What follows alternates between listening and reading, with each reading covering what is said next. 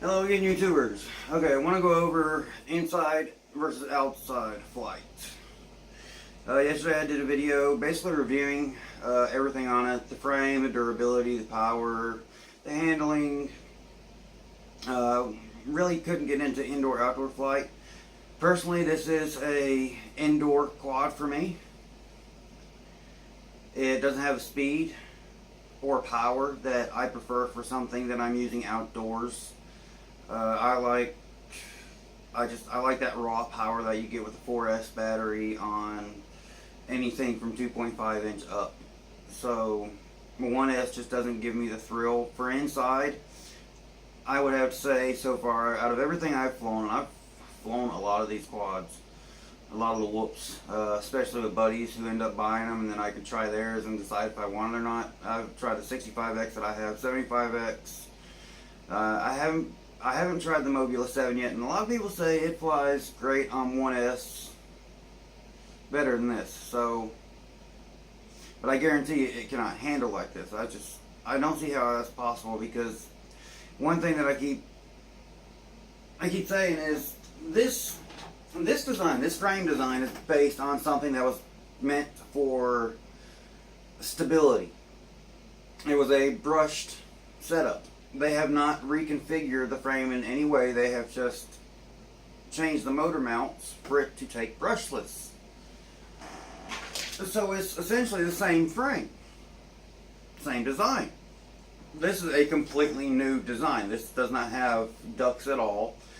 All the thrust you're getting is straight from the props and the motors, and they're not ducted in any way whatsoever, so that's sort of surprising how much these little guys put out. Turtle mode doesn't work, so that sucks, especially in a house where you're going to be wrecking a lot. But it does fall right up, straight up, like that most of the time, which is odd, because you would think it's going to, when it's falling, it's going to try to find the path of least resistance, and that would be falling this way, not this way, because it'd be smoother. Who knows? You're going to have to get into aerodynamics and fluid dynamics with all that stuff. This is the third day of beating on it. These are the only props that come with it. Props pop off every now and then. Other than that, I'm not worried about the propellers at all, because now I see why other people said you're not going to have to worry about propellers. The frame is stupid tough. I have beat the crap out of this thing. I have slammed into walls at full speed in the house. And I've broken one of these tiny little pylons. And one thing you'll notice is it's got these large struts going out to each motor from the center. So you can break one of those tiny little struts. It doesn't affect flight performance at all. And you can fix it. You can replace frames. It's not hard to replace a frame on these. You got 4 screws on the bottom. You got 12 screws on the top. A couple plugs. No soldering. So that would be nice if you just need to change the frame, but that's one reason we got to this point, because people got tired of changing frames on these, because these frames break so damn easily. Even though they're $3, yeah, it's no big deal. I got a buttload of frames in this box.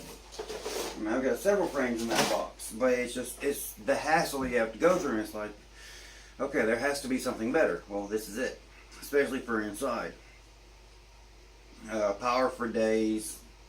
As far as the GMB 550s, I'm going to have to try some different batteries. Something weird happens with mine. Once I get to 3.4 volts, it washes out for no apparent reason.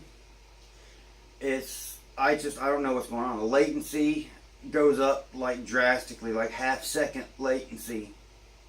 And that's just no good at all, especially when you're flying one of these things through tight areas like a house. My next thing is I'm going to reverse the props, reverse motors, because that's how I fly everything else, and see if that makes any difference. So